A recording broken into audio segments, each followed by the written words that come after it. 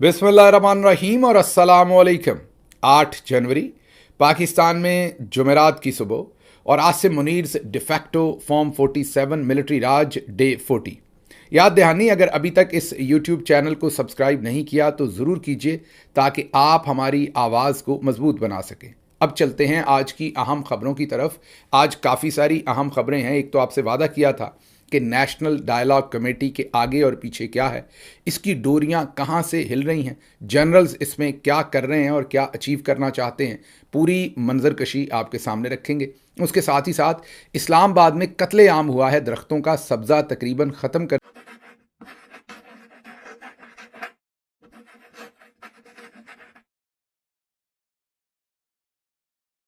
का सब्जा तकरीबन ख़त्म कर दिया गया है रातों रात, और अब उसमें डीएचए और पाकिस्तानी मिलिट्री जनरल्स के नाम आ रहे हैं। ये सब कुछ क्या है ये आपके सामने रखेंगे। फिर एक अफसोसनाक सूरत हाल डेवलप हुई है पाकिस्तान के अंदर, एक सेक्स टेप जिसमें अब उस खातून को, जिसके बारे में कहा जा रहा है कि उसकी सेक्स टेप है, उसको बिठाकर, उसके वालदैन को दाएं और बाएं बिठाकर सहाफ़त अब उसका इन्वेस्टिगेशन कर रही है। और ऐसी माशाल्लाह से सहाफ़त है, आपके सामने रखेंगे कि उनसे उस तरह की ग्राफिक डिटेल्स पूछी जा रही हैं कैमरा के ऊपर कि उस वीडियो के अंदर आप क्या कर रही थी, कौन क्या कर रहा था, कैसे कर रहा था, कैमरा किसने पकड़ा था। ये सब कुछ एक औरत से पूछा जा रहा है, उसके बाप को और उसकी माँ को उसके दाएं और बाएं बिठाकर, और ये सब कुछ मीडिया के ऊपर लाइव या लाइव कहिए या मेन स्ट्रीम मीडिया के ऊपर जो है ये टेलीकास्ट किया जा रहा है, ब्रॉडकास्ट किया जा रहा है। तो इसके ऊपर भी बात करेंगे। ये भी एक इम्पॉर्टेंट मुद्दा बना हुआ है इस वक्त पाकिस्तान में। लेकिन सबसे पहले बात करेंगे जो कुछ इस वक्त अमेरिका में हो रहा है। अमेरिका में सूरत हाल जो है वो कयास की सूरत हाल तकरीबन डेवलप हो चुकी है। वजह ये बनी कि अब से जब सदर ट्रंप आए 1 साल पहले, तो उन्होंने ऐलान किया कि जितने भी इलीगल इमिग्रेंट्स हैं जो कागजात के बगैर या इलीगली अमेरिका के अंदर हैं, उनको अमेरिका से पकड़कर, ज़बरदस्ती पकड़कर बेदखल कर दिया जाएगा, या उनके मुल्कों में वापस भेज दिया जाएगा या किसी और मुल्क में डिपोर्ट कर दिया जाएगा। इसके लिए खुसूसी तौर पर जो फोर्स है अमेरिका में, जिसे ICE या आइस कहते हैं, और वो इमिग्रेशन एंड कस्टम इन्फोर्समेंट उस फोर्स का इन डिटेल नाम है, उसको इस्तेमाल किया जाता है। और सदर ट्रंप ने उसमें नई भर्तियां भी की, उनका बजट भी बढ़ाया और उनकी डिप्लॉयमेंट भी बहुत सारी जगहों पर की। आजकल रियासत जो मिनेसोटा है, उसमें मिनियापोलिस और दूसरे शहर जो हैं वो खासा कैनवस के ऊपर है, क्योंकि वहाँ पर सोमालियन कम्युनिटी भी है, जिसके बारे में सदर ट्रंप बहुत ज़्यादा लिखते भी हैं, बोलते भी हैं, और कहते हैं कि वो जराइम पेशा हैं और बहुत सारे जराइम वहाँ पर कर रहे हैं और उनको डिपोर्ट करना बहुत ज़रूरी है। अक्सर आप उनके बयानात उस बारे में सुन चुके। आज मिनेसोटा की रियासत के अंदर बहुत ही एक खूनख्वार सूरत हाल डेवलप हुई जब आइस अपना ऑपरेशन कर रही थी। गालिबन 2000 के करीब आइस के एजेंट्स जो हैं वो वहाँ पर डिप्लॉयड हैं, और वो वहाँ पर ढूंढ ढूंढ कर, अब ये जो इमिग्रेंट्स होते हैं, इलीगल इमिग्रेंट्स आप कह लें या इमिग्रेंट्स, उनको पहचानना भी ज़ाहिर है, उनकी शक्ल से, रंग से, नामों से बहुत आसान होता है। कंपैरेटिवली जो दूसरी पॉपुलेशन है उनसे वो अलग नज़र आते हैं। फिर उनका काम भी, कई दफ़ा बहुत सारे लोग होम इंफ्रास्ट्रक्चर्स या बिल्डिंग मटेरियल, ये इस तरह के काम करते हैं, इसलिए ऐसे जो हार्डवेयर स्टोर्स हैं उनके बाहर जाके आइस एजेंट्स खड़े हो जाते हैं।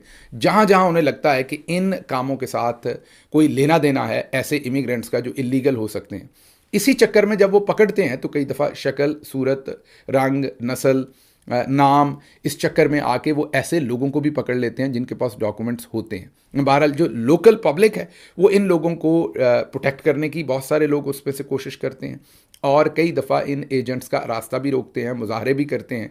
मैं ऐसे लोगों की बात कर रहा हूँ जो बिल्कुल लीगल हैं, जो नेटिव तो नहीं कहा जा सकता किसी को भी, वो तो सिर्फ नेटिव रेड इंडियंस थे यहाँ, बाकी तो सारे इमिग्रेंट्स ही हैं अमेरिका में, लेकिन जिनकी कई नस्लें यहाँ कर आबाद हैं, वो तमाम लोग भी उनको बचाने की कोशिश करते हैं जिनको आइस पकड़ती है। आज ऐसी ही एक सूरत हाल थी कि आइस ने कहीं पर रेड किया था या कहीं से लोगों को पकड़ना था रेजिडेंशियल एरिया के अंदर। ये खातून, जिनका नाम गालिबन रेने निकोल गुड है, 37 ईयर है, 6 साल का इनका बच्चा था।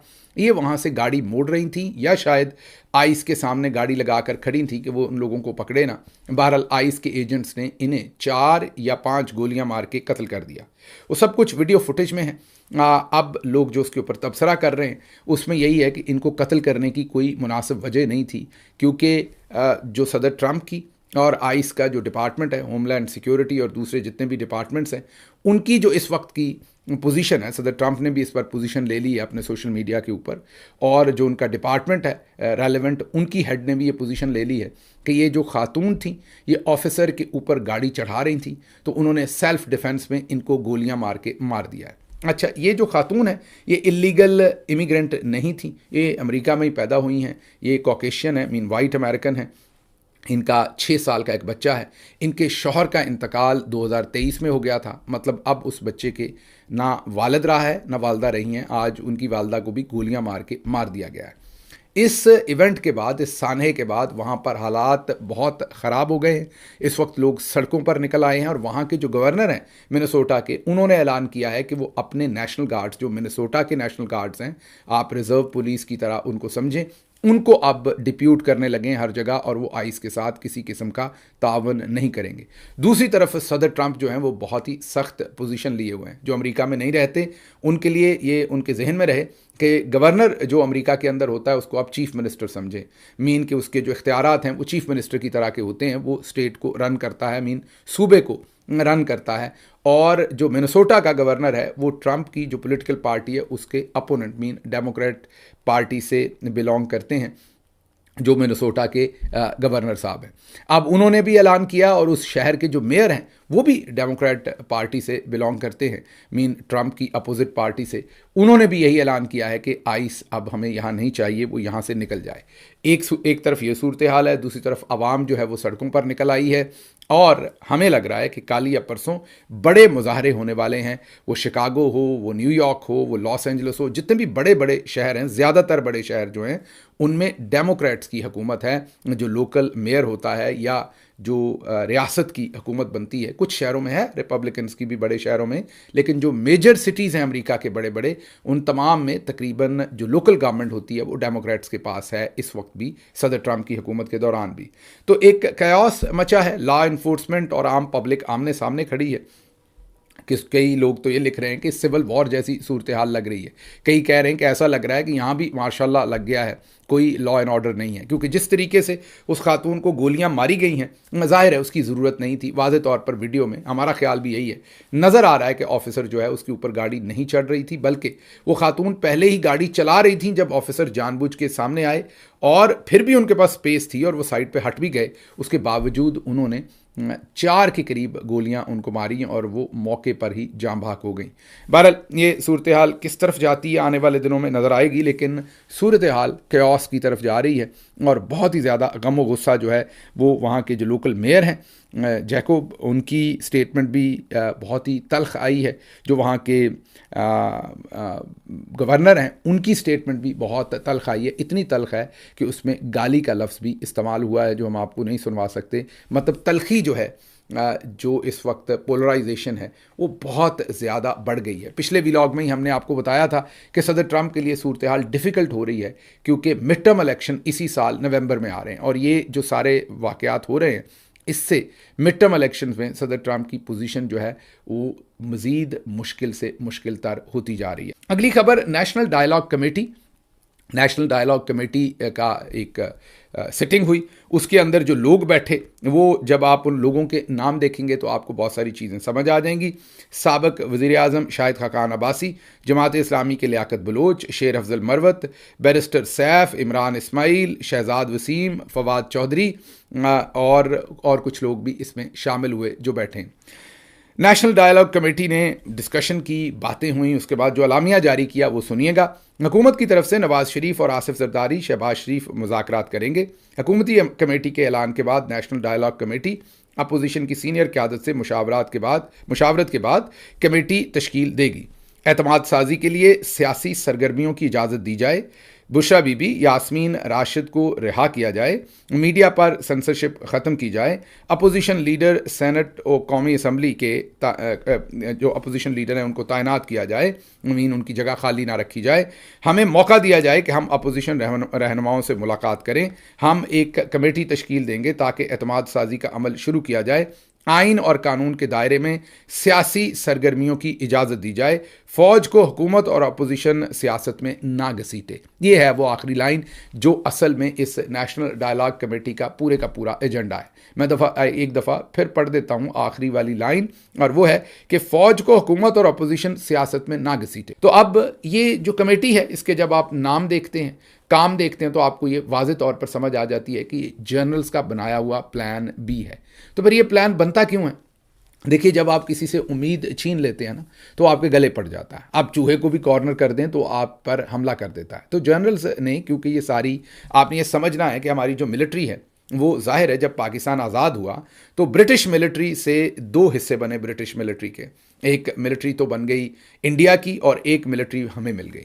ज़ाहिर है जो ऑर्गेनाइजेशनल कल्चर है, जो मेरा सब्जेक्ट भी है, जो मैंने पढ़ाया है सारी अपनी एकेडमिक लाइफ में, ऑर्गेनाइजेशनल कल्चर चेंज नहीं होता, वो वही रहता है। जब एक ऑर्गेनाइजेशन इंस्टॉल हो जाती है तो उसका कल्चर वही रहता है, उसका वे ऑफ डूइंग थिंग्स वही रहता है। तो जो हमारा तरीका है, जो हमारी उस्तादियाँ हैं, वो सारी हमने उनसे सीखी हुई हैं। इसलिए हमारे जर्नल्स ये समझते हैं कि किसी से पूरी तरह से उम्मीद मत छीनो, थोड़ी बहुत उम्मीद दिए रखो ताकि लोग बहले रहें, उनको बहलाया फसलाया जा सके। जैसे बच्चे को टीका लगाते हैं, आप इंजेक्शन लगाते हैं, कई दफ़ा उसके हाथ में चॉकलेट या खिलौना पकड़ा देते हैं, टीका लगता है और वो रोना शुरू कर देता है। अब हमारे जर्नल्स को बहुत अच्छी तरह से पता है कि टीका लगने से पहले खिलौना हाथ में पकड़ाना है या बाद में।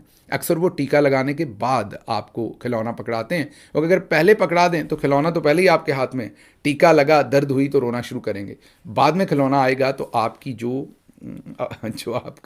आपकी अटेंशन है डाइवर्ट होगी और आपको शायद लगा हुआ टीका भूल जाए। तो यही वाले टीके आपको लगते जा रहे हैं, और इसी तरीके से नेशनल डायलॉग कमेटी जैसे खिलौने आपके सामने जो है वो रखे जाते हैं। अब इसमें जो एक बात तो आपको समझ आ गई कि इमरान खान को बाहर नहीं निकालना, ये एक माइनस इमरान खान की पोलाइट किस्म की फॉर्म है। हाँ, इसमें बातचीत तो ये होगी सारी की सारी कि इमरान खान को भी बाहर निकालें, सबको बाहर निकालें, ये सियासत करें, वो सियासत करें, लेकिन ये बुनियादी तौर पर जो पाकिस्तान के मिलिट्री जनरल्स हैं उन्होंने आपको एक ट्रक की बत्ती दी है जिसके आप पीछे लगेंगे। अब इसमें यहाँ पर लोगों ने तबसरे भी किए हैं, असल में आपको बताता हूँ आगे। जस्टिस बाबर सत्तार ने शहरियार अफरीदी केस में आईजी इस्लामाबाद को बुलाया और कहा कि अगर ये गिरफ्तार हुए तो मैं तुमको अंदर कर दूंगा, तो कि तुम अंदर जाओगे। इसके बाद शहरियार अफरीदी आज तक रिहा है। शेर अफजल मरवत हमें ये बताना चाहते हैं कि वो जस्टिस बाबर सत्तार जो बेचारे खुद गिरफ्तार हैं आजकल, आपको पता ही है जस्टिस बाबर सत्तार के साथ क्या किया गया। बहुत ही ईमानदार जज हैं, बहुत ही दबंग जज हैं, लेकिन आपके सामने उनका क्या हशर किया गया। सिर्फ उनका अकेले नहीं, 6 जजेस का, बल्कि पूरी इस्लामाबाद हाई कोर्ट का हशर क्या किया गया। वहाँ पर सरफराज डोगर साहब को लाकर इंस्टॉल कर दिया गया, आप सबको पता है। लेकिन शेर अफजल मरवत, हमें शायद वो खुद चे हैं लेकिन वो पूरी कौम को चे समझते हैं, वो ये बता रहे हैं कि जो बाबर सत्तार साहब हैं उन्होंने धमकी दी थी आईजी को कि अगर शहरियार अफरीदी साहब को आपने गिरफ्तार किया तो मैं आपको पकड़ के अंदर कर दूंगा। उस दिन से आज के दिन तक शहरियार अफरीदी जो है वो आज़ाद हैं, रिहा नहीं है, क्योंकि शेर अफजल मरवत के मुताबिक ये वो धमकी थी जो काम कर गई। कैसी धमकी थी? जो जस्टिस बाबर सत्तार को खुद तो नहीं बचा सकी, वो खुद तो गिरफ्तार हैं बेचारे, खुद तो उनका सब कुछ जुडिशल करियर, तरीका, हर चीज़ तबाह करके रख दी है, लेकिन आईजी को लगी हुई उनकी धमकी जो है वो आज तक काम कर रही है। जैसे जब पाकिस्तान के अंदर कोई पीटीआई का नाम लेवा सांस नहीं ले सकता था, तब शेर अफजल मरवत जो है वो आज़ादाना लंदन जाते थे और पीछे से इन पर बगावत और गद्दारी का मुकदमा दर्ज होता था। आज़ादाना इस्लामाबाद एयरपोर्ट पर उतरते थे। बगावत और गद्दारी के मुकदमे के बावजूद इन्हें कोई वहाँ पकड़ना तो दूर की बात, ये वहाँ टिकटॉक्स बनाते थे एयरपोर्ट के ऊपर रुक के, पूरी इनकी रिसेप्शन होती थी। उसके बाद आज़ादाना अपने घर चले जाते थे। अगले 1-2 दिन में जब इनको मौका मिलता था, एक एप्लीकेशन डालकर अदालत से ये बेल ले लेते थे। अच्छा जी, फिर उन्होंने बैरिस्टर गौहर और दूसरे MNAs के ऊपर इल्ज़ाम लगा दिया। बैरिस्टर गौहर पर उन्होंने इल्ज़ाम लगाया कि उन्होंने 25 करोड़ रुपए लिए, अकेले उन पर नहीं, MNAs पर भी, क्योंकि बैरिस्टर गौहर ही लीड कर रहे हैं, चेयरमैन है पाकिस्तान तहरीक इंसाफ के इस वक्त, और वो असम्बली के अंदर लीड कर रहे हैं। उन्होंने कहा कि 26वीं और 27वीं तरमीम के दौरान असम्बली में मैं बैठा हुआ था, आधे घंटे में पास हो गई, और मैं गवाह हूं कि PTI के MNAs को 25 करोड़ रुपए दिए गए। आज ये बदबख्ती है कि वही लोग जलसों में बड़ी बड़ी तस्वीरें लगाकर खड़े होते हैं। जाहिर है ये इल्ज़ाम वो बैरिस्टर गौहर और उनके साथी तमाम MNAs के ऊपर लगा रहे हैं। बैरिस्टर गौहर को ज़रूर अपनी पोजीशन क्लियर करनी चाहिए और जवाब जवाब देना चाहिए कि शेर अफजल मरवत क्या ये 25 करोड़ वाला इल्ज़ाम ठीक लगा रहे हैं या गलत। वो दोनों करीबी दोस्त भी हैं, जाहिर है उनकी आपस में बात भी हुई होगी, उन्हें ये बिल्कुल क्लैरिटी देनी चाहिए कि ऐसा क्या मामला है। आगे चलते हैं जी। अब इसके ऊपर मोहम्मद मालिक साहब ने भी वहाँ पर बड़ा दबंग तज्जिया किया। उन्होंने, मोहम्मद मालिक साहब ने वहीं पर बैठे हुए बातचीत की। उन्होंने कहा कि एक तो इसकी फॉर्मेशन ठीक नहीं है, जो कमेटी है इसमें उन्होंने कहा कि महमूद मौलवी, इमरान इस्माइल और फवाद चौधरी, नाम उन्होंने नहीं लिए लेकिन उनकी तरफ इशारा करके कहा कि आप 3 ऐसे लोग हैं जिन्होंने ये कमेटी असल में बनाई। ये तीनों वो लोग हैं जो पार्टी छोड़ चुके हैं और पार्टी के दूसरे लोग इन्हें या पार्टी जो है इन्हें तस्लीम ही नहीं करती। तो जब पीटीआई का आप पर एतमाद ही नहीं है तो ऐसे लोग कैसे सालिस बन सकते हैं? ऐसे लोग कैसे आपकी सुलह करवा सकते हैं किसी की भी, जिनके ऊपर दोनों फरीक राज़ी ना हो? उन्होंने कहा कि दोनों ऐसे फरीक चाहिए जो दोनों एक दूसरे के ऊपर राज़ी हों, मीन के ऐसा फरीक हो जिनके ऊपर दोनों पार्टीज़ राज़ी हों, तभी कोई ऐसा काम जो है वो आगे तक पहुंचाया जा सकता है। आमिर मतीन साहब ने ज़रा इससे भी बोल्ड तज्जिया किया है। आमिर मतीन बहुत ही दबंग जर्नलिस्ट हैं, अरशद शरीफ वाली ब्रीड हैं, वो पाकिस्तान के अंदर नापैद हैं। आमिर मतीन जिस तरह के जर्नलिस्ट हैं, ज़रा सोशल स्किल उनकी ज़रा हल्की हैं, सोशल स्किल में इन दोस्तियाँ शोस्तियाँ कम करते हैं, लेकिन सहाफ़ी एक नंबर है।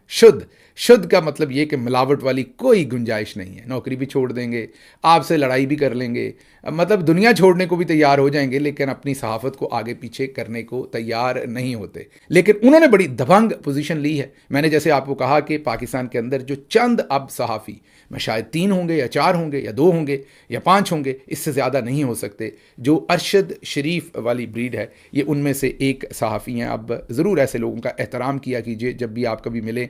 नापैद हैं आपके मुल्क के अंदर ऐसे लोग जो ज़मीर की आवाज़ पर खड़े होकर बात करते हैं, मुश्किल हालात में भी करते हैं। आमिर मतीन उनमें से एक हैं।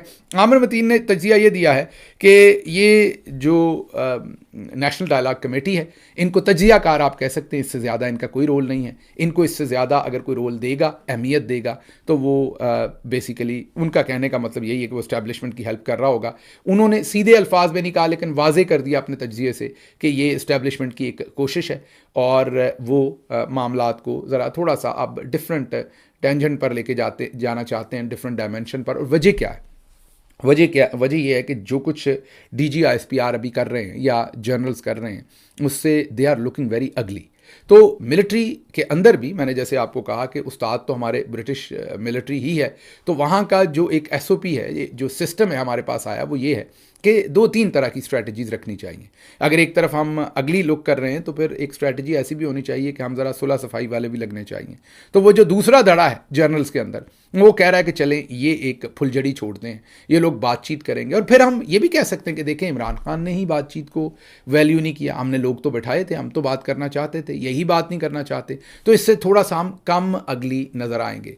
तो ये वो जो अगली तरीन पिक्चर एक तरफ DG ISPR क्रिएट कर देते हैं पाकिस्तानी मिलिट्री जर्नल्स के लिए।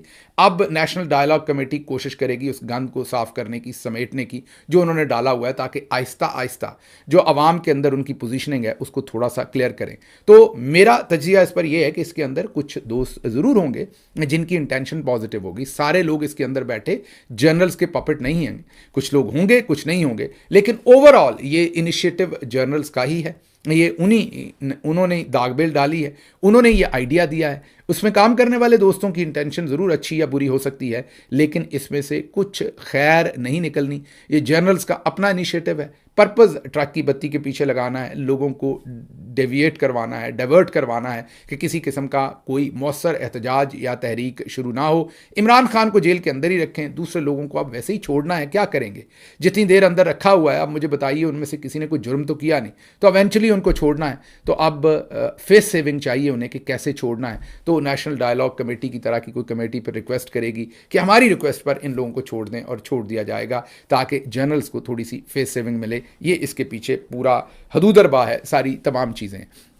दूसरी तरफ कितने मिलिट्री जर्नल्स मुज़ाकरात करना चाहते हैं। वो हाल ही में जो आपके सामने हमला किया है DG ISPR ने पाकिस्तान तहरीक इंसाफ पर, जो ज़ुबान इस्तेमाल की उन्होंने इमरान खान के लिए, जो ज़ुबान उन्होंने खैबर पख्तूनख्वा के लिए इस्तेमाल की उससे, और जो उन्होंने बैकग्राउंड बताया, जिस तरीके से उन्होंने इमरान खान साहब को 2021 से लेके ऑनवर्ड जिस तरीके से एक्यूज़ किया टेररिज्म बढ़ाने का और तमाम चीज़ों का, मेन मुल्क का बदतरीन दुश्मन उन्हें बनाकर पेश किया, इससे आप अंदाज़ा कर सकते हैं कि अब से चंद दिन पहले मुशाहिद हुसैन सैयद जो जनरल्स के बहुत करीब हैं, वो भी एक नैरेटिव दे रहे थे कि नवंबर 2024 में इमरान खान तकरीबन रिलीज़ हो गए थे अगर लॉन्ग मार्च ना किया जाता। ये वही नेशनल डायलॉग कमेटी वाला बयान ही है जनरल्स का, to make them look little better, कि वो छोड़ना चाहते थे, बस इमरान खान ने अच्छा फैसला नहीं किया। ये भी बहुत ही ज़बरदस्त फकी है, मंजन है, जो अक्सर बेचने की पाकिस्तान में कोशिश की जाती है।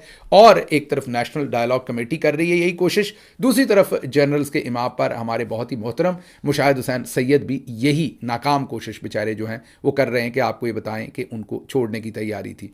DGISPR की प्रेस कॉन्फ्रेंस, उनके अंदर भरा हुआ जहर, उनके अंदर भरी हुई बदतमीज़ी, उनके अंदर भरी हुई एक्विजिशंस अगर आप देखते हैं तो आपको वाज़े तौर पर यह पता चलता है कि पिछले कई सालों से वो इमरान खान को किस तरीके से रेट कर रहे हैं, किस तरीके से समझ रहे हैं और उनके साथ क्या करना चाहते हैं। इसलिए ऐसी तमाम शोबदेबाजियाँ आपके सामने होंगी, इन्हें इग्नोर कीजिए। अगली खबर रॉयटर्स की खबर है। रॉयटर्स की जो खबर है वो बहुत ही दिलचस्प है क्योंकि पाकिस्तान उसे डिफरेंट तरीके से डिस्प्ले कर रहा है, लेकिन असल बात डिफरेंट है। रॉयटर्स ने ये खबर दी है कि जो सऊदी अरब का $4 अरब का कर्जा है पाकिस्तान पे, उसमें से सऊदी अरब चाह रहा है कि अब $2 अरब के उन्हें JF-17 जो थंडर जहाज़ हैं वो शायद प्रोवाइड किए जाएं, और इस पर बातचीत शुरू हुई है। अभी हतमी मुआहदा नहीं हुआ, बातचीत शुरू हुई। अब पाकिस्तान इसे कैसे प्रोजेक्ट कर रहा है कि देखें हमारे जहाज़ बिकना शुरू हो गए हैं। कल ख्वाजा आसिफ ने भी कहा, याद कीजिए इससे पहले UAE ने पाकिस्तान से $1 अरब के फौजी फाउंडेशन के अंदर शेयर मांग रखे हैं, आपको याद होगा। अब इन दोनों चीज़ों को जोड़ें तो इसका मतलब ये कि जो पैसे पहले बगैर किसी गारंटी के दिए हुए थे, जो पैसे UAE ने और सऊदी अरब ने बगैर किसी शर्त के पाकिस्तान को दे रखे थे, अब वो कहते हैं कि हमें आप पर एतमाद नहीं रहा। ये लफ्ज़ तो वो इस्तेमाल नहीं करते, लेकिन हमारा तज्जिया है कि अब उन्हें इन पर एतमाद नहीं रहा और वो बदले में इनसे कोई ना कोई चीज़ रहन गिरवी या कोई ना कोई एसेट लेना चाहते हैं ताकि वो अपने पैसों को महफूज समझें। एक तरफ UAE कहता है कि हमें अपने शेयर्स दें 1 अरब के, और दूसरी तरफ सऊदी अरब कहता है कि आपसे पैसे तो लौटाए नहीं जा रहे, आप हमें जहाज़ दे दें। तो पाकिस्तान इसे और तरह से प्रोजेक्ट करेगा, लेकिन इसकी दूसरी डायमेंशन भी देखना आपके लिए बहुत ज़रूरी है। अब आगे चलते हैं। इस्लामाबाद के अंदर कत्ले आम हुआ है, दरख्तों को काट दिया गया है, कोई दरख्त ऐसा नहीं जिसे ज़िंदा छोड़ा गया हो कई इलाकों के अंदर। और अब वहाँ पर मंजन क्या बेचा गया है कि हम वहाँ पर जो पोलन एलर्जी फैलाने वाले जो दरख्त हैं उनको हम काट रहे हैं। वो तो पूरे इस्लामाबाद में हैं, ख़ास जगहों पर ही फिर आप क्यों काट रहे हैं? अगर पोलन के तो हर जगह पर होते हैं दरख्त, और पूरे इस्लामाबाद में भी होंगे, लाहौर में भी होंगे, हर जगह इस्लामाबाद में ज़्यादा होंगे, तो वो तो पूरे शहर में हैं, तो फिर आपने स्पेसिफिक जगहों से दरख्त ही क्यों काटे हैं? जाहिर है इसकी अब जब सहाफ़ती काइंड ऑफ इन्वेस्टिगेशन हुई है तो अहमद फराद ने एक ट्वीट किया और दिखाया है कि चक शहजाद के पीछे जो इलाका है, जो आपको वाकई एक रेगिस्तान का समा लगता है, हम आपको वीडियो भी दिखा रहे हैं, और ऐसा लगता है कि वाकई किसी दूर दराज इलाके में जहाँ पर कोई दरख्त का कभी नामो निशान नहीं था। अब अहमद फराद ये बता रहे हैं कि ये DHA का सेक्टर है जो डेवलप हो रहा है और उसके लिए तमाम दरख्त काट दिए गए हैं। मैं भी सोच रहा था कि इतना बड़ा जुल्म हो कत्लेआम का और पीछे हमारे मौजूदा जनरल्स ना हो, ये कैसे हो सकता है? तो ये 2-3 दिन से खबर चल रही थी, हम भी इसे देख रहे थे कि इस्लामाबाद को गंजा कर दिया गया। आज हमने जब देखा है तो हमें समझ आई है कि इसके पीछे भी कहीं ना कहीं से जर्नल्स ही निकले हैं। अब अगली जो चीज़ इसमें इंटरेस्टिंग है वो ये है कि कौम को बेवकूफ़ बनाने के लिए कोरे के दिनों में, जी हाँ, ये आज 7-8 जनवरी की बातें हो रही हैं, इस्लामाबाद इंतज़ामिया, क्योंकि पूरी कौम नहीं, मैंने आपको कहा ना कि ब्रिटिश हमें 2 साल यहाँ पर चे समझते रहे और बनाते रहे, आगे से जो हमारे उस्ताद करते थे वही हम कर रहे हैं आगे से, कौम को चे ही बनाया हुआ है। अचानक से इस्लामाबाद के अंदर CDA ने, कैपिटल डेवलपमेंट अथॉरिटी ने, रंधावा साहब हैं वहाँ पर आजकल मेरे ख्याल कमिश्नर, उन्होंने पहले इन दरख्तों का कत्लेआम किया है, उसके बाद उन्होंने अचानक से शजरकारी मुहिम जारी कर दी है। उनको ये लगता है कि आपके और हमारे आगे और पीछे दोनों तरफ चे लिखा हुआ है कि जिन दिनों में कोहरा पड़ता है उन दिनों के अंदर वो शजरकारी कर रहे हैं, छोटी छोटी सैपलिंग्स लगा रहे हैं ताकि वो उसी वक्त मर जाएं कोहरे से। आप 10 मिनट खुद बाहर नहीं खड़े हो सकते, जैसी सर्दी रात में इस्लामाबाद में होती है, तो वो शजरकारी कर रहे हैं जिसने जाहिर है चंद दिनों के अंदर मर जाना है। सिर्फ इसके ऊपर मिट्टी पाओ पॉलिसी, क्योंकि शजरकारी का एक मौसम होता है, उससे पहले शजरकारी नहीं हो सकती। और जिस तरीके से ये DHA के लिए सेक्टर्स तबाह, मतलब के दरख्तों को और सब्ज़े को तबाह बर्बाद करके डेवलप किए जा रहे हैं, पता नहीं हमारा DHA जो है उसने कहाँ रुकना है, कब उसका पेट भरना है, कब मामला जो हैं वो इस सिमत आने हैं कि इन्वायरमेंट भी किसी चीज़ का नाम है, मुल्की इंटरेस्ट भी किसी चीज़ का नाम है, लार्जर जो एक पॉपुलेशन का बेनिफिट है वो भी किसी चीज़ का नाम है। जैसे पाकिस्तान के गरीब इस वक्त उनका भी कोई वारिस नहीं है, जब उनका भाई इमरान खान वज़ीर आज़म थे तो वो उनके बारे में सोचते थे, ऐसे ही पाकिस्तान के दरख्त जो हैं वो भी बेचारे इस वक्त यतीम हुए खड़े हैं जब से इमरान खान जेल में है, क्योंकि वही दरख्तों के बारे में सोचते थे। ये जो हमारे गंजे हमारे गले पड़े हैं और हर तरह के ये अस्करी और नॉन अस्करी, ये जो दोनों गंजे हमारे गले पड़े हैं, इन्होंने तो दरख्तों की वाट लगा के रख दी है। अच्छा जी, अगली खबर क्विकली आपके सामने रखनी है। बहुत ही अफसोसनाक सूरत हाल है। पाकिस्तान के अंदर एक सेक्स टेप आई, एक मर्द और एक ख़ातून की, वो ठीक आई, गलत आई, वो सही है, गलत है,